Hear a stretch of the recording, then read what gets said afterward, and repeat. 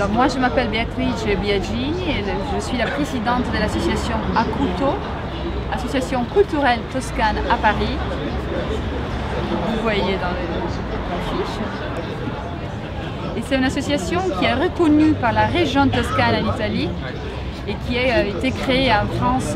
C'est une association de 1901 pour mettre en valeur et faire connaître la Toscane, surtout les artistes et la culture toscane. Vous existez depuis combien de temps? 2009, janvier 2009. C'est toute nouvelle.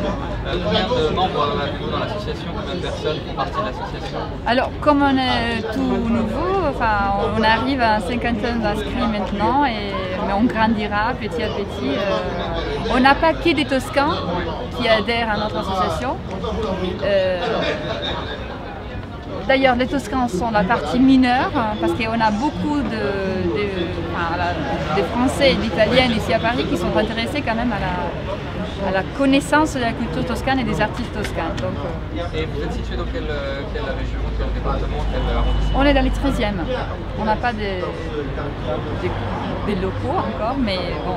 Mais alors, quelles sont vos activités exactement? Alors, les activités, surtout nous, on organise avec les administrations françaises comme les mairies ou avec des autres sujets, des manifestations culturelles notamment, des concerts. On vient d'organiser dans les 6e un concert de piano et musique classique qui a été très bien dans les serres d'Auteuil. Et dans les cadres de la semaine italienne, on organise 2 expositions, l'un d'un artiste, un vignettiste qui fait des vignettes satiriques sur l'actualité italienne qui s'appelle Corvo Rosso. Une exposition d'affiches de cinéma issues de l'archive de la médiathèque régionale toscane qui nous soutient dans cette activité. Et vous pouvez voir ça dans les locaux du 13e. Et on organise cet après-midi une table ronde avec Giuseppe Bertolucci, qui est un réalisateur qui a travaillé beaucoup sur l'histoire des années des plombes.